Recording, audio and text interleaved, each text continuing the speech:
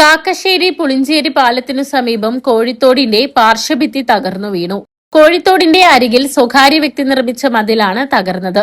മഞ്ഞയിൽ അബ്ദുൾ മജീദിന്റെ ഉടമസ്ഥതയിലുള്ള 30 അടിയോളം നീളമുള്ള മതിലാണ് വീണത്.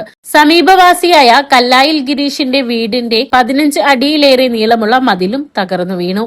മതിൽ വീഴുന്ന വലിയ ശബ്ദം കേട്ടാണ് അയൽവാസികൾ ഓടിയെത്തിയത്. അപ്പോഴേക്കും കോഴിത്തോടിന്റെ പാർശ്വഭിത്തി വലിയ ശബ്ദത്തോടെ തകർന്നു വീഴുകയായിരുന്നെന്ന് നാട്ടുകാർ പറഞ്ഞു.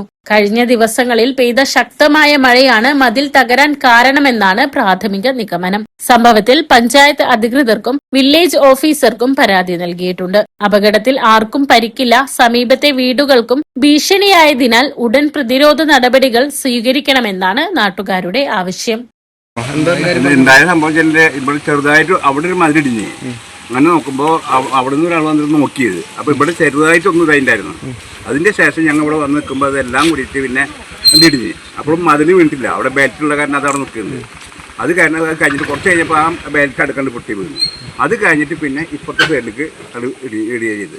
എത്ര രൂപ നഷ്ടം ഏകദേശം? ഇത് എത്ര നിങ്ങൾ ഇനിയിപ്പോൾ നോക്കണം. കാരണം പിന്നെ ഇത് സ്വകാര്യ വ്യക്തിയുടെ സ്ഥലം തന്നെയാണ്. ഓക്കെ, അത് ഇപ്പോൾ അവർ പഞ്ചായത്തിൽ നിന്ന് പറഞ്ഞത് സ്വകാര്യ വ്യക്തിയുടേതല്ലേ എന്ന് വെച്ചാൽ ഈ തോടിൻ്റെതല്ല, കോഴിത്തോടാണ് ഇത്. അപ്പോൾ ഇത് സ്വകാര്യ വ്യക്തിയുടേതല്ലല്ലോ. ഇരിക്കാണ് ഇത് പറഞ്ഞു വെച്ചിട്ടുള്ളത്. അപ്പോൾ അവരങ്ങനല്ല പറയേണ്ടത്. പഞ്ചായത്ത് മെമ്പറോട് ചോദിച്ചപ്പോൾ മെമ്പർ അവിടെ ഇവരെ വിളിച്ചപ്പോൾ 5-ാം വാർഡ്. അപ്പൊ അവര് പറഞ്ഞു. അപ്പൊ ഞാൻ പറഞ്ഞു തോടിൻ്റെതല്ല, ഈ തോടിന്റെ ഇത് ഇങ്ങനെ കെട്ടിയോണ്ടല്ല ഈ സൈഡൊക്കെ ഇങ്ങനെ സുഖമായിട്ട് പോണ തോട്. അല്ലെങ്കിൽ തോട് ഇങ്ങനെ പോകുവോ? ഈ വെള്ളം ഇങ്ങനെ പോകുവോ? വെള്ളത്തിന്റെ ശക്തിയാണ് എന്നെ അടിച്ചത്. അതിന് മുമ്പിട്ട് ഈ പാലുണ്ടാക്കുമ്പോ ഈ സൈഡിൽ വീണ്. അന്ന് നിങ്ങൾ കണ്ടതാണ്. അന്ന് കണ്ടതല്ലേ?